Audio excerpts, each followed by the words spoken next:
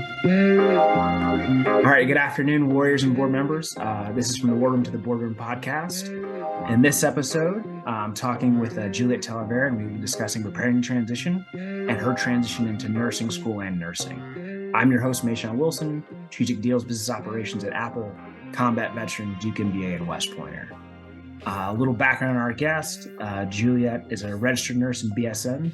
After time as an airborne engineer officer and EMT, she's a graduate of West Point and the University of North Carolina, Greensboro. And without further ado, let me introduce Juliet. Hey, what's up, dude?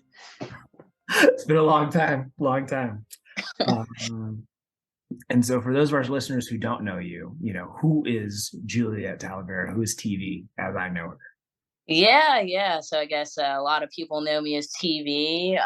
Well, originally, I'm from upstate New York, born in Binghamton. Family moved down to Florida. I spent my formative years in Central Florida, so Kissimmee, Florida. From there, went to St. Cloud High School. I randomly decided to do junior ROTC, and that's when I found out about the military and how cool it is. And my senior Army instructor told me about this little school up north in the Hudson called West Point. He was like, "Hey, you're pretty smart and you're athletic. You should go." So I applied. I went. Here I am. I guess I spent 5 years in the military, active duty, and then decided to get out to be a nurse. Nice. And so it was just your instructor, no family background, nothing like that brought you No, into no. I mean, I guess my grandfather, so my father's father, was a Vietnam vet, but that's really it. And then while you're at the academy, you were on the judo team, is that right? Yes, I was. I spent 4 years on the judo team. My senior first year, I was the women's team captain. And you were an engineer officer, right? Yes. So engineer officer. I did my basic officers basics leader course out in Fort Leonard Wood, Fort Lost in the Woods. It was a great time. I'm sure you remember me complaining about it extensively. Not a fan of misery. And then I spent the rest of my time at Fort Bragg, center of the universe, or I guess it's Fort Liberty now. I don't know if I'll ever call it that. And I was with a 2nd Brigade, the 82nd. Center of the universe, home of the Airborne. Love it. All that. So much cooler. You wanted it so badly, though. I really did. And you were like, "No, TV, you really don't want this. You really don't." And I was like, "I know what I'm talking about. I know I want this life." But I mean, if I could go back, I wouldn't change anything. You shouldn't. Yeah. And so, where are you now? So you're obviously a nurse. Can you tell us about your hospital system, kind of what you do, kind of what does that look like? Yeah. So currently I'm a cardiac ICU nurse out at UNC Chapel Hill. So the UNC hospital system, one of the leading hospital systems in the state, in this area, and I would argue in this country, although I'm a little biased, but I mean, it's just one of those things. I think even outside of the state of North Carolina, everybody kind of knows UNC and the caliber and the weight that comes behind that name. So we know about the school, but aligned with the school is this massive hospital system that, I mean, really there's clinics all over the state. And I'm glad to be a part of the UNC team, knowing that they really lead healthcare in this nation. And so can you talk about how long have you been doing that? And then kind of what's required coming out of the military, using your degree, what's required for you to become a nurse, specifically in that field? Yeah. So, man, I guess you really can't just hop out of the Army and become a nurse. So the path that led me here, I got out of the Army and I spent 2 years at nursing school. It was only 2 years to get my bachelor's or my BSN in nursing because I already had a bachelor's of science from West Point. Typically, you would need a full 4-year degree to get your bachelor's in nursing. So from there, I guess I've been a nurse for about a year and a half. So I'm still a baby nurse, very, very new and young in the world of nursing. But yeah, after graduation, I applied to the cardiac ICU. Reason being, I want to be a flight nurse. So I still haven't quite reached my end goal yet. But being a flight nurse, you have to spend some time in the intensive care unit. That's what the ICU is. I should explain that. Either in the ICU or in the emergency department. So I chose ICU. That makes sense. And while you're in nursing school, do you to explore those different specialties within nursing? Yes, yes. So you have different classes that will expose you to different clinical settings. So I had a behavioral health clinical and class where I would go to behavioral health hospitals and treat patients and see how to be like how to provide nursing care to patients that are suffering from behavioral health issues. I spent some time in the emergency department, didn't like it, hence why I was like, oh, I want to be in the ICU, and I spent some time in the ICU, and I was like, this is pretty great. And so, in terms of like how you got there, you mentioned kind of what you do on a day to day basis. Kind of how did you get there? Talk about kind of your last job in the military, because I believe you were leaving from Fort Bragg. Because I was at Duke at the time. We had a couple Yeah. conversations. Can you talk about your last job in the military? How did you know when it was time for you to leave? Like, what were those kind of factors that weighed into your decision? Man, okay. So it actually that thought didn't happen like as far as like my decision to get out didn't happen during my last job. It actually happened when I was deployed and I had the I don't know, the blessing I guess to have four people's jobs and I didn't realize that until we were ripping with the relief in place, right? Like ripping with the next unit. And I realized that four people or sorry, I guess yeah, it was four people that came to me and were taking my different job roles that just I had had.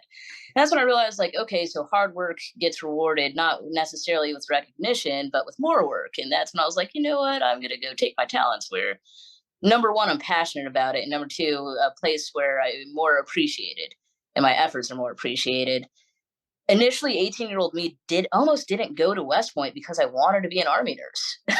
And I started thinking back to like what 18-year-old me wanted and fast forward, I guess at this point it was like almost 8 years later, and I was like, wow, I still want to be a nurse. So why not just leap off that cliff and pursue something that I might be passionate about?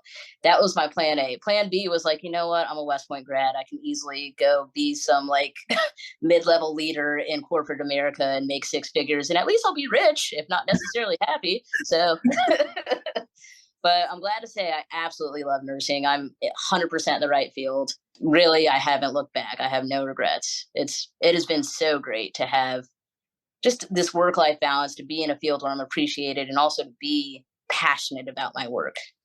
And so you kind of always knew you wanted to be a nurse, whether it was in the army or in the civilian side.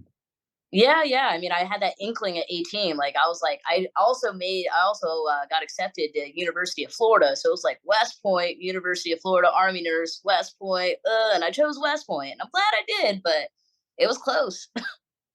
Greenville's a great time. I know. Wow. Were there any kind of like mentors or peers that kind of guided you in this process? I would say as far as transitioning, I mean, you and I had plenty of conversations because, fortunately I have a friend right there that has already successfully transitioned. So I would definitely look at you as like one of my mentors and, also a friend that helped guide me. There's a few other people I want to say that were older. I think Devin, we know Devin, he was living his best life, but Always Devin. Always. old Devin T. But yeah, I think reaching out to him and it wasn't so much like guiding me with a process because out of everybody that I know, and I don't know if you know anybody like that has transitioned from being an army officer to being a nurse. I don't know anybody at all. I know a few people that are like in the process or have made it to med school, and I'm like, cool, but I never wanted to be a doctor. And especially now that I am where I am, I'm like, I definitely don't want to be a doctor. It's like being an officer all over again. Yeah, no, we don't want that. Don't. So yeah, I didn't really have anybody that helped guide me with the steps. I just had people that I could kind of reach out to and ask them like, how did you feel about the process? Not so I didn't really have anybody to help me practically, but help me with my feelings. That's always nice to have somebody. No, that makes sense. And so in terms of like figuring out the nursing path and trajectory, I guess how did you figure out? Was it, online resources? Was there a program you used? How did you go about figuring out the nursing path and like getting out? Because like that can be, it seems like a lot by itself. Yeah, I mean, I would say like kind of before I landed on nursing, I thought I like might want to try to be a PA. So like I spent like probably about the span of like 3 months, like, okay, you know what? I'm going to try to be a PA. I'm going to apply to PA school. I need to knock out all these prerequisites, blah, blah, blah. And then when I applied to all these PA schools and they all rejected me, and I realized getting into PA school is harder it's harder to get into some PA schools than it is to get into some med schools. That's when I was like, okay, hold up. Pump the brakes. Is this what I really want to do? So at this point, armed with the prerequisite courses that I would need for any kind of like advanced health science degree, I took a step back and I was like, what do I want to do? And then it was really just kind of Googling. I went back to 18-year-old me, like, okay, 18-year-old me wanted to be a nurse. So I was like, you know what? Let's do this with the ultimate goal of being a flight nurse so I can be my adrenaline junkie self and still get a little bit of it really is just the adrenaline, the rush. I used to jump out of airplanes. Like, what's different from jumping out of airplanes to saving people's lives in a helicopter? So settled on that, and really it was just Google, and then applied to a lot of nursing schools, and I eventually got into UNC Greensboro. And did you want to stay in North Carolina, or were you looking kind of all over the place in terms of nursing schools? I was really looking at North Carolina because I mean, for me, it was do I want? It was either move back to Florida, go to New York, and both places I really wasn't really feeling like why uproot myself. Let me stick with something. I also would be a North Carolina resident. There's a lot of quality schools in North Carolina. Why move? No, it makes perfect sense. As a product of North Carolina Yeah, schools, I completely exactly. understand. Yeah. So you mentioned you're trying to be a flight nurse, and so now, kind of as we look at the transition journey, can you talk a little about the lessons that you learned for kind of the next generation of veterans that want to be a nurse or want to exit into the medical field? Kind of, if you had to look at your transition journey, one, what would you do the same? And then two, what would you do differently? And so, first, in terms of like planning, when you planned, like, how did you think about it? When did you start thinking about your transition? Was it like 2 years out, 18 months? About how far out were you thinking about that? I would say I was probably about 18 months out when I started thinking about my transition and started really closing in on like what I wanted to do, what direction that I wanted to go. Um, as far as like the things that I would do the same, I was fortunate and very lucky as far as my transition went because I knew what I wanted to do. So once I settled on being a nurse, it was like, this is what I want to do. Like nobody can deter me. And the world can't deter me. Like I know what I want to do. So having that security and knowing what I want to do, because I feel like a lot of my friends and my peers that are like in the process of getting out or have gotten out kind of struggle with like, I don't know, I don't think I'm in the right field. I'm not doing what I want to do. So it was good for me to like know what I wanted to do. So I would definitely advise that to people that are transitioning. Know what you want to do, but also give yourself the space and the time to do that. Now, does the army or the military allow you that space or time? That's where I say I got lucky because as I got out and after getting back from deployment, my brigade commander took care of me. I was in the cushiest job ever, and it really did give me the space to figure out like with certainty like this is what I want to do, and it gave me the time and the space and the freedom to make that transition. I was able to go to paramedic school for like for free my last 5 months in the army. Like nobody could bother me. It was kind of unheard of an officer being in that program. I believe I was the first one to be in that program, but my chain of command took care of me, you know? So I can't say it was I did have I guess, a bad deployment experience when it came to like my chain of command, like recognizing my accomplishments, taking good care of me. But after getting back, like I really think, like I'm really grateful and lucky that I did have that space and I did have that time to transition. And this role was like a staff job, or like what kind of, how would you describe the role? I guess. I was the brigade liaison to division. So really that entailed like I mean I did have to know what was going on within my brigade and I did have to be competent and confident uh, in briefing our division commander. I had to be ensure that I was present and knew what was going on because he would look at me, you know, this general like, "Hey, Captain Talavera, like what's up with your brigade?" And I'm like, "That's what's up with my brigade," or "Sir, I have no idea, but I'll find out as soon as possible." That makes sense. So ideally, you want to find that nice kind of staff assignment that gives you the space and time to figure out kind of what you want to do next or how to pursue it. rather than say you're operate in an operating unit or frontline unit getting No, after. absolutely not. Yeah, yeah, like absolutely not. That I mean, because I mean, you and I both know, like like if you're a captain, like S3 planner, S3 anything, S4 anything, like you're grinding. You are grinding, Especially in an airborne unit. Absolutely. especially in an airborne unit where they're changing what they want to do every 30 seconds. Be flexible, airborne. Let's go. Like, Another great airborne day every day. Every day. Oh. And so going from there, as you thought about your Army exit, can you tell us about like how you thought about your benefits, whether that was getting your VA together or aligning your educational benefits to pay for school? How did you kind of approach that space? so I talked to my friend here, you. So because I mean, getting out of 5 years, like, how am I going to pay for this crap? Like, I don't have the GI Bill. So what? How am I going to go about this? And you're the one who introduced me to vocational rehab.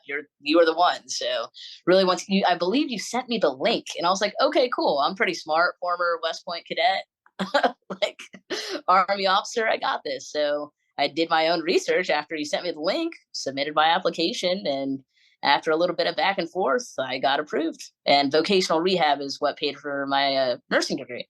So zero debt. We love to hear it. Every time, every time. Love Love to to see hear great it. results. Great results. And then kind of the last piece. So you mentioned a little bit about location, kind of being in North Carolina. Can you talk about one in terms of your location going from Greensboro to Fayetteville? Pretty easy move, I would assume. Uh, Yeah. Yeah. and then in terms of your career field, so if you kind of knew nursing is what you wanted to do, why not like med service or some other, I guess, medical adjacent field? I guess why engineers as opposed to something more nursing medical related, if that makes sense. Well, I figured if I couldn't be an army nurse, like I did toy around with like being a med service officer, but after talking to a few of them, I realized that they're still like just glorified like paper pushers or like that like deal with medical stuff. And I'm like, okay, I'm brutal, like that's not cool enough for me. So if I can't get what I want, which is like being a nurse like covered in blood and guts, like then let me just blow stuff up. Thanks. So It's saying. yeah, Yes. For a person in a small package, you're probably one of the most brutal people I know. It's hilarious sometimes. Hilarious. overcompensating. Oh no, that's great stuff. No, I think those are like really grateful points. So I think kind of breaking down kind of what you thought about, you kind of mentioned one, considering kind of what you're passionate about and kind of sticking to that. Two, kind of finding that role in that space to have the time to think about your transition and like what you really want to do. Three, kind of reaching out to your network and mentors, friends to figure out what is the best way to get after it. Any other advice for like the future TVs, future cadets that are just like, or I should say future officers trying to figure out what the next path looks like if they decide that the Army's not it or they want to be a nurse? What would you tell them? What are the top three things that you'd be like, hey, if I could do it all over again, I would do these three things or keep these in mind. Man, okay, so I guess without reiterating what you've already said, but I will kind of have to. But I think the most important thing is it's like if you can't find the space to even like sit back and meditate on like what you want to do, what your life looks like outside of the army, you need to remember the army's going to keep rolling along. It is. It is. For once in your life, be selfish. Like if that space is not created for you, like for me, dumb luck. Very grateful for it. That space was created. Like, all right, bet. But if you don't have that, if you don't have a unit that's supporting you, the army will keep rolling along. Be selfish. Create your space. They can call you whatever they want to call you. They can think of you whatever they want to think of you. Maybe you burn a bridge with somebody that you will never see ever again. The army will keep rolling along. You have to take care of yourself. You have to prioritize yourself. And I think it's very hard for us to do is it's something that is I feel like it's drilled into us to put your people first, put the mission first. But as you're transitioning, your mission is you. The army is not going to take care of you better than you will when it comes to your transition. So not quite 3 points, but there's one big point. I think that's a great point. I could not have said it better myself. I think the last point that I want to touch on as well. So, given that you are a woman veteran, can you talk about kind of that, how that kind of influenced your Army career, and then also kind of your transition into nursing, if that makes sense? So just providing a little different perspective because, myself as, a male veteran, even though I'm a Black veteran, I know there's a different experience that come along with different intersectionalities and different kind of identities. So can you talk a little about that for some of our listeners? Yeah, absolutely. It actually, I mean, so woman, right? Black, Hispanic, short, like all of these things are going against me, especially being in a combat engineer unit. So how did I compensate? By being fit, right? So I had that going for me. But I still definitely got some pushback. It actually happened when I was deployed. How there was one of my, I guess he wasn't a colleague. He was a company commander within my battalion that was like literally just going out of his way to give me a hard time. My ops sergeant major was like, "Yo, why are you giving her a hard time?" He specifically said, "Because she doesn't look like an officer." And I mean, I think that's just like a tiny exactly, right? It's just a tiny example of the daily struggle that I had going against me. And it really helped me. Like, I didn't necessarily have the space when I was deployed to like think about my transition, but afterwards I was like, you know what? Do I want to be in this organization where it's going to be an uphill battle constantly? No, more power to the women that are about it. Like, I don't condemn them. Like, and I think that it's awesome. Like, I support my sisters in doing that, but for my mental health and for my family's mental health, I decided to put myself in a field where I would be valued and I wouldn't be working uphill. Now, being in the nursing field though is very different. It is the feminine energy is just it's very different than any environment that I've ever been in. But it is nice to be in a field where it is I look like a nurse. One expects me to be a nurse. I act like a nurse. I don't have to sit there and prove myself as competent. I don't have to work 10 times harder to be viewed the same as my peer over there, or work 10 times harder to know that I've done better than somebody else, but they are viewed better because they have a tab, like, or things of that nature. So I really, I'm in the right place. I just want to reiterate that, like, I love where I'm at. No, that's awesome. So you also talked about kind of looking the role and kind of proving that competency. Can you talk a little bit about how the competency changes and what people expect in the civilian world versus in the military? So prime example, if your uniform looks terrible in the military, if you're not fit, if you are trash at your job, how does that change when you go in the civilian sector? Like, what are they looking for? What are the disqualifiers automatically where it's like, oh, this person's terrible? What does that look like? Can you talk about that? So, being in the field of nursing, and again, I'm still a pretty baby nurse. Like, I'm working with nurses. There's a few on my unit that have literally been nurses longer than you and I have been alive. We're talking like 35 years. Yeah, whoa, right? It's I mean, of course, show up with your uniform, like, clean, right? Don't smell bad, but as far as, like, your appearance, it doesn't matter that much. What matters more is, like, the care that you provide to your patients, and I'm also in a great unit. I guess think of a unit, I'm on the cardiac ICU, there's a surgical ICU, there's a neonatal intensive care unit, like, there's all these different units within the hospital. There's the emergency department, and a unit has its culture. So a unit's kind of like a company. I would say that probably would be the closest Army equivalent to it. And my unit's culture, it's not so much how you look like, it is the care that you provide to the patients. So what automatically disqualifies you or gets viewed you as like, oh, you're a crappy nurse is if you're providing crappy care to your patients. And we do a great job of kind of correcting that behavior. Awesome. And then kind of the last point that I had in terms of shifting cultures. So going from a military airborne unit, Army airborne unit as an engineer into a nursing unit, kind of what's that biggest culture shock? And what would you tell future veterans that are trying to figure out how to make that jump, whether it's in terms of how they speak or what they expect of their coworkers and colleagues? So, and again, I can only speak to my unit because the culture Absolutely. is so different. And I would say within my unit, like I said, big feminine energy. Biggest thing, it's okay to be vulnerable. I mean, I've walked into the break room, and I mean, we're talking about it's the cardiac ICU. You can't lie your way to the ICU. These are the sickest of sick people. So maybe someone just died. Maybe someone's patient just died. And we all sat there for like 2 hours trying to keep them from dying, and they still died. You walk in the break room, the nurse is crying. In the military, that's like, oh, someone's crying, weak, especially a woman. Oh, you're super weak now. It's like nobody cries.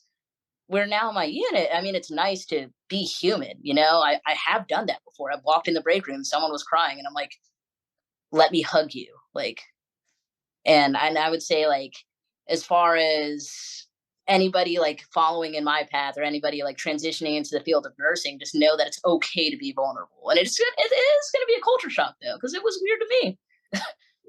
But it's okay to be vulnerable. You're not viewed as less or weak because of your vulnerability. And shout out to Brene Brown. I mean, vulnerability is strength. Nice. No, that's a great point.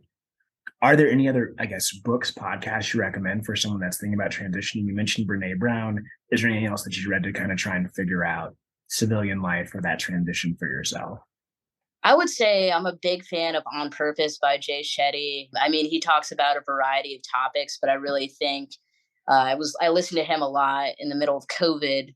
So I had already transitioned at that point. But as far as like just thinking about that transition, thinking about it helped me reflect on how far I'd come and the moves that I'd made that led up to. Because I guess in the middle of COVID, I was in the midst of nursing school. I had one real semester of nursing school that it's like, woo, global pandemic, plague, like, let's do this. And I'm like, do I really want to be in the healthcare field right now? Like, oh man.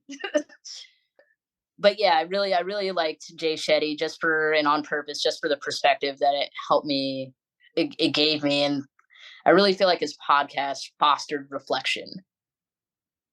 No, amazing points. We think you'll continue to do amazing things as always. We expect nothing less from you. If people want to like stay in touch or follow what you're working on, where can they do that? What's the best way to connect with you kind of after the podcast?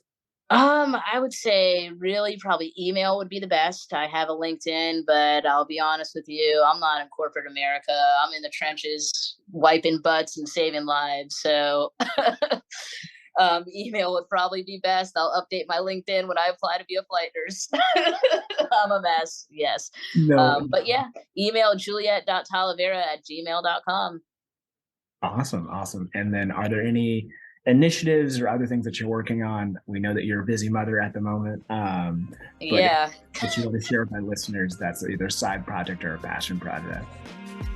I mean, I would say my beautiful 10-month daughter is my passion project, and I guess keeping her alive and well. So, Yeah, we know that's yeah. a full-time job. Well, we want to thank you so much for being on the podcast, Juliet. TV, always a pleasure. Some great nuggets of wisdom. We can't wait to see what you do next. Thanks, dude. Thanks.